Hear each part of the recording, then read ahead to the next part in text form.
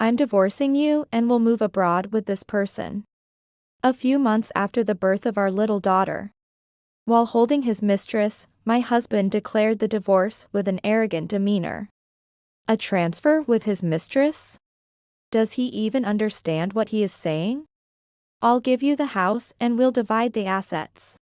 In return, you take care of the children and our parents. They are also your parents too since we were married.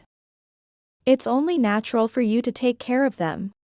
While I was silently listening, my presumptuous husband dictated terms.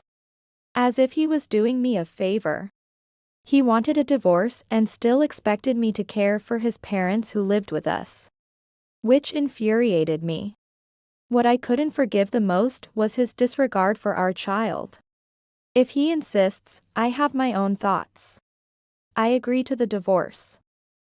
However, I refuse both your proposals. What? How are you going to live without the house or the assets? Are you stupid? My husband mocked me. But he doesn't know. I have an ace up my sleeve. Soon, he will realize who the real fool is. I am Rebecca. I work from home, living with my husband Dylan and our newborn daughter Sarah. Dylan used to be a reliable person. Before marriage, we traveled a lot. And we shared household chores after getting married and moving in together, making every day enjoyable. During my pregnancy, he cared for me, massaging my back when the morning sickness was severe, and going shopping at night if I craved something. He was overjoyed when our daughter was born, and even brought a huge amount of diapers to the hospital in his excitement. He was truly a gentle husband, and I was looking forward to our life as a family of 3. However, the bright future I envisioned quickly collapsed. I fell ill after giving birth, and my hospital stay was unexpectedly extended. It happened just when I got permission to leave the hospital, and was excited to return home with my daughter. Congratulations on your discharge and the birth, Rebecca. We'll be relying on you from now on. Sorry for the sudden news. Surprisingly, Dylan's parents were at our house. I initially thought they had come to celebrate the birth. However, they were not just visiting, but they had moved in and would live with us. Living together? Why all of a sudden? I had never heard such a thing. While they started to play with my daughter, I hurriedly pulled my husband to a corner of the room and questioned him in a low voice. What do you mean by living together? It's troubling to decide this without discussing it. Sarah was just born. While the relationship with my in-laws was generally okay, we hadn't really spoken since the wedding. With the onset of parenting just beginning, I couldn't afford to be considerate of my in-laws. Yet, Dylan pleaded with me. I'm sorry for the suddenness, but I haven't been able to do much for my parents, and they're financially struggling. It could reduce our burden of childcare since mom and dad can also help, right? It's not all bad. It turned out that his father had gambled away his retirement funds, and his mother, having been a homemaker, was out of money and struggling. Dylan had moved out for high school and hadn't visited them much. And now, as an adult, he wanted to help his struggling parents. Taking advantage of my extended hospital stay, he had forced the move. And they had already sold their house. While I wasn't happy with the unilateral decision to live together, his points made some sense. Since it was our first time parenting, the support would be welcome. After all, it was my kind husband's request. I nodded in agreement, and Dylan joyously thanked me repeatedly. Since they were my husband's kind parents, I was sure we would get along soon. They would be a strong support. Despite feeling some discomfort with my husband, I focused only on the benefits of living with my in-laws. Surely, they would be helpful with housework and childcare, among many other things. However, thinking that was a big mistake. Dylan, are you doing the housework? Leave that to your wife. You don't need to do it. Now that we live together, laundry is the wife's job. So you don't have to worry about it. By the way, Rebecca, could you buy this for me next time? I want to try out this new nail polish. At first, my in-laws were humble, but gradually they became arrogant after moving in. When my husband tried to do the housework, they stopped him, saying it was the wife's job. While they did nothing and lazed around all day. They didn't help with childcare either, treating me like a maid. Mother, didn't you just buy expensive nail polish recently? If you buy them so often, it will impact our living expenses. Are you talking back to me? Just shut up and buy it quickly. It's really unpleasant. You're such an inconsiderate daughter-in-law. My mother-in-law, always wanting new things, pushed the shopping onto me. And my father-in-law frequently begged for pocket money to go gambling. Despite having no money. The two of them didn't work and depended on my husband's income, splurging it away. When I pointed it out, they clearly showed their displeasure. Dylan also grew tired of his spendthrift parents. And eventually started giving them money as they demanded. Influenced by his parents' attitude, my once kind husband had changed. Rebecca, this place is a mess. The laundry isn't even folded. What have you been doing all day? At least do the cleaning properly. I don't want to come home to such a dirty house. He complained haughtily, and his late returns from overtime work and drinking parties increased. Now, he hardly did any housework or childcare. When was the last time he even held our daughter? The kind husband I knew was nowhere to be found. The only time I could carve out was spent on crafts I had done since before. As I struggled with solo parenting, housework, and caring for my in-laws. Chronically sleep-deprived and desperately managing day after day. My thoughts felt foggy every day, unable to think clearly. I focused solely on getting through each day without harboring any resentment. Then one day, after finally putting my daughter to sleep and returning to the living room, I heard the sound of a message notification. Looking at the table, I noticed Dylan's smartphone was lit up. It seemed he had left it on and gone to take a bath. Though I had no intention of looking, the ringtone sounded again, and I curiously took a peek. Only to be shocked by what I saw. Thanks for today too, Dylan. I wish you could get divorced soon so we could be together every day. Shall we go on a trip next time? The messages were from a woman. It was clear from her urging for a divorce that their relationship was not innocent. Could it be an affair? I thought about checking more messages, but then I heard him coming out of the bath. However, I knew I wouldn't be able to sleep without checking. I decided to wait until he was sound asleep. Once I confirmed he was asleep, I tried to sneak a look at his smartphone, but it was locked. He usually used fingerprint recognition to unlock it.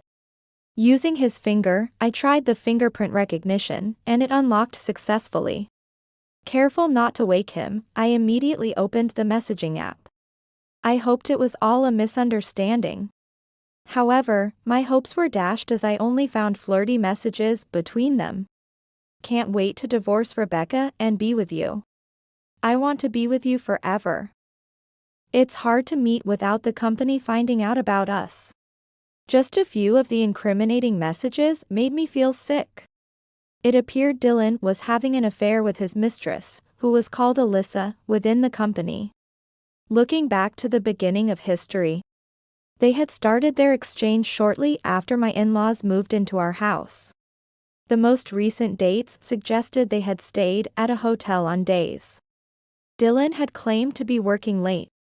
The thought of my husband cheating was unbelievable. And my hands trembled as I gripped his phone. I had never imagined that he was enjoying his time with a woman.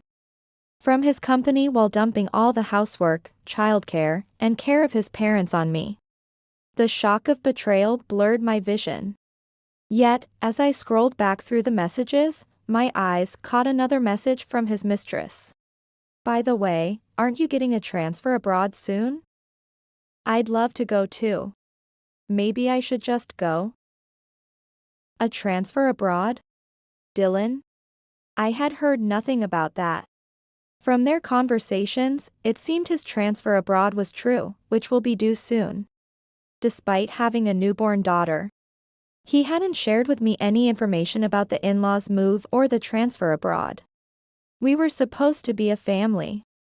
The fact that I had to learn about the transfer from his mistress's messages made my blood boil. Then, the word divorce appeared frequently in the messages. Dylan's repeated statements about wanting to divorce me quickly cooled my feelings toward him. Unforgivable. If he was so eager to divorce, I would grant his wish. Learning his true feelings, I began to consider divorce myself. The thought of no longer having to endure the selfishness of Dylan and my in-laws was refreshing. A traitor who did neither housework nor cared for our daughter was unnecessary to me. My feelings for Dylan were completely gone, and I went to the law office to get divorce papers. A month later. Rebecca, and Mom and Dad, I have something important to talk about. Dylan, who had returned from an outing on a weekend, called me and his parents into the living room with a serious expression. Come in. When he said that, a woman entered the living room. Hello, I'm Alyssa. I'm in a relationship with Dylan. The woman was the mistress Dylan had been communicating with. As she surveyed the gathered faces, she smiled. I was stunned that he would bring his mistress to our home. I couldn't understand why he would bring her home. Was he out of his mind? Even as my in-laws stood aghast, Dylan put his arm around his mistress's shoulder. I've got a transfer abroad lined up. I'm planning to go there with Alyssa. I intend to divorce Rebecca. Well, I don't need Sarah, so Rebecca can take her. Although I was not surprised by the transfer or the divorce since I already knew about them. His last dismissive comment about our daughter widened my eyes. It was unthinkable for a father to make such a declaration so boldly. That was beyond the lowest. I glared fiercely at him. You seriously mean Sarah is not needed? I'm serious. I'm planning to marry Alyssa, so I don't need Sarah. Plus, while I'm abroad, you should take care of Mom and Dad. Even though we're divorcing, they're still your family, so it's only natural for you to look after them. The appalling comments about our lovely child boiled my blood. And the additional demand to take care of his parents made me dizzy. Even in divorce, I couldn't bear the thought of caring for his leeching parents. I'm not Dylan's maid. I couldn't imagine how he could think of such things. But I wasn't the only one upset by this talk. Wait a minute, a transfer abroad? Divorce? I haven't heard anything about that. What about our life? Shut up, that's why I'm leaving it to Rebecca until the divorce. Can't you start taking care of yourselves for once? What an awful thing to say. Are you planning to abandon us after marrying that woman? You're a disgrace to parents. As my husband grimaced impatiently, my mother-in-law raised her voice. And my father-in-law glared at him. They had relied on their son, but having him not around was unexpected. Realizing there was no future staying with a nearly divorced daughter-in-law, they seemed to grasp the situation. They were trying somehow to follow him. However, I was appalled by my in-laws who didn't scold him for his affair. And only thought about themselves. It's no surprise, given how they had exploited me. Stop fighting, please. We haven't finished our discussion. As my husband and his parents started arguing, I stepped between them to stop the fight for the moment. When their voices quieted, I faced my husband. We were talking about divorce, right? Fine, let's divorce. Agreeing to the divorce, Dylan and Alyssa clasped hands joyfully. We can now get married, they exclaimed. Whether he felt pity for me for accepting the divorce so smoothly, or he just got carried away. Dylan, holding her hand while smugly smiling, said to me, You'll also take care of my parents, so in return, I'll give this house to you, Rebecca.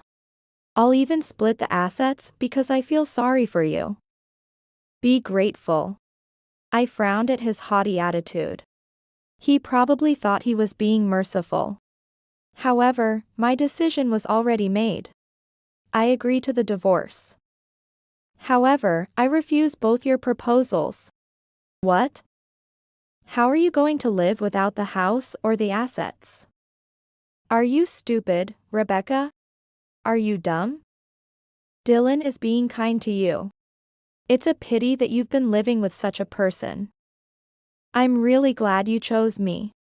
They laughed derisively. Giving me this house? Who's the real fool here? It's about time I set the record straight. It seems you've forgotten, but this house was inherited from my grandfather.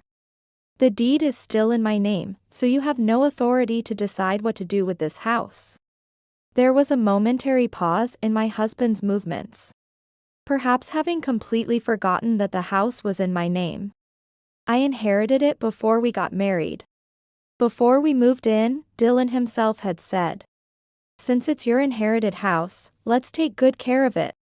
It seems he had forgotten that too.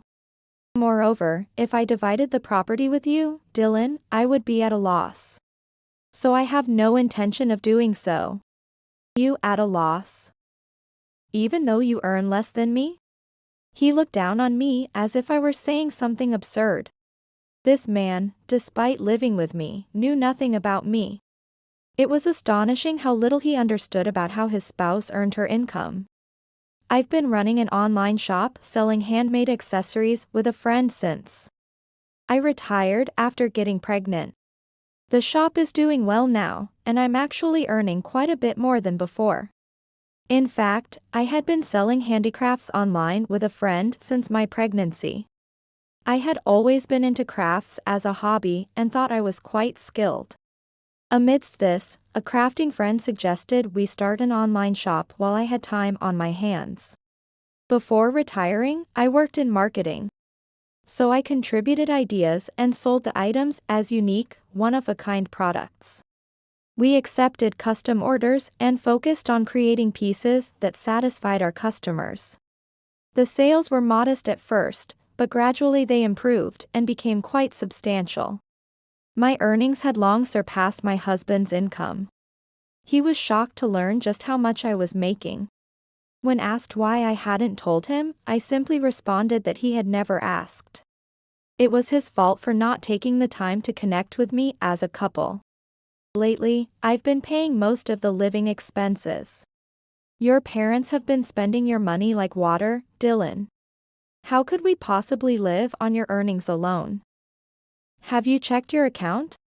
Do you realize how much our savings have decreased since we got married? Dylan's face went pale, and he broke out in a cold sweat. He had been so preoccupied with his mistress that he hadn't noticed our dwindling savings.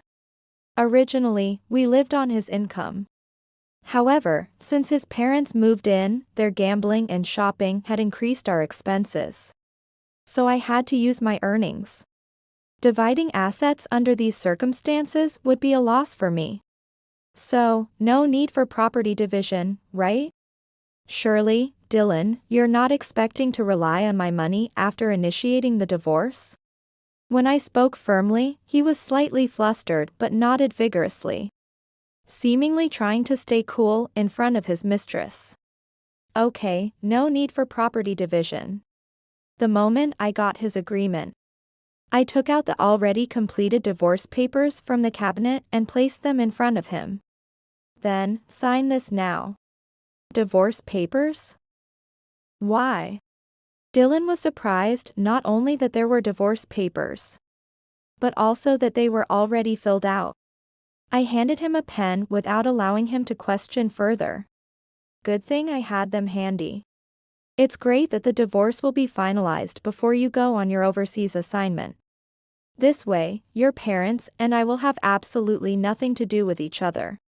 As soon as I hinted that I had no intention of taking care of his parents, Dylan and his parents were visibly shaken. It's only natural. Once he signed the divorce papers, I would become a stranger to them. Now that he knew the house was in my name, they would also lose their place to live.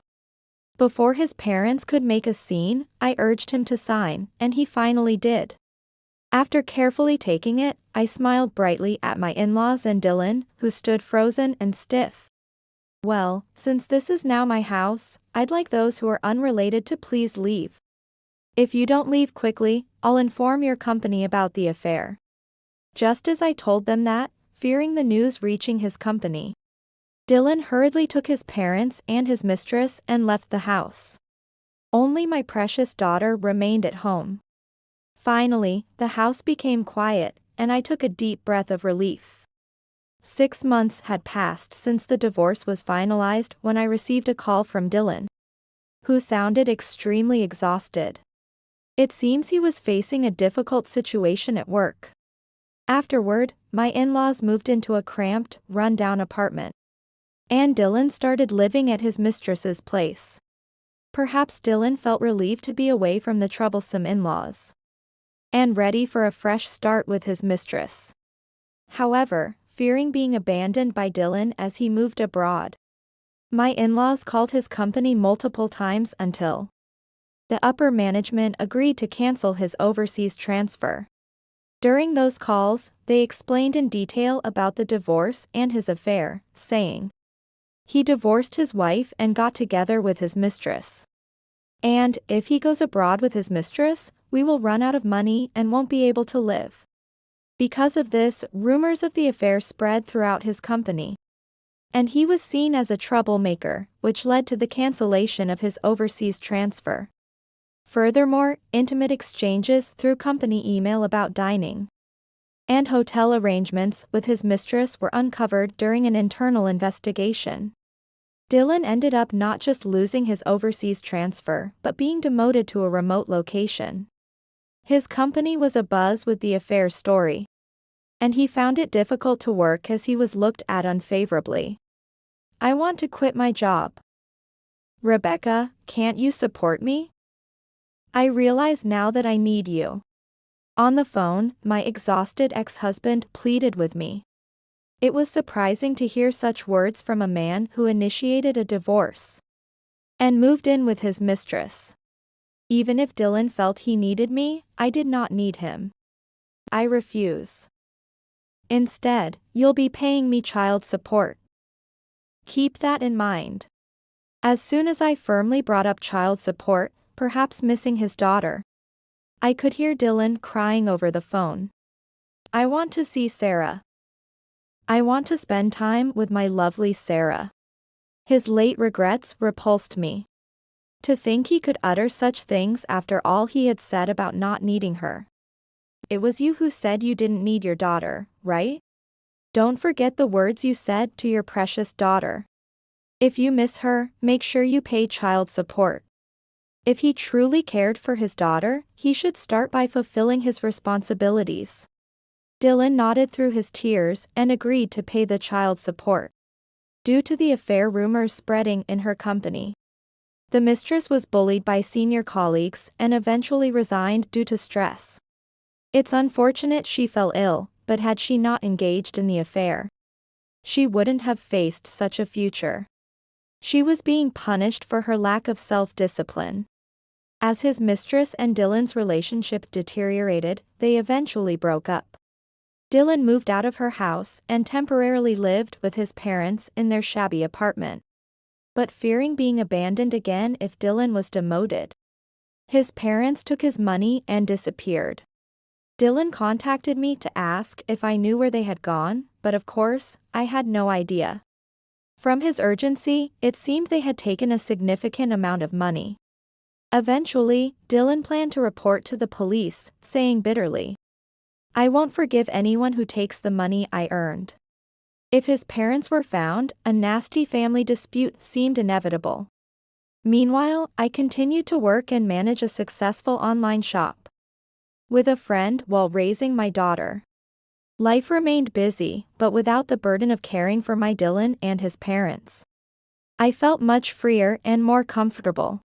My daughter was growing well each day, and she was incredibly adorable. For her sake and mine, I'm focusing on moving forward and doing my best.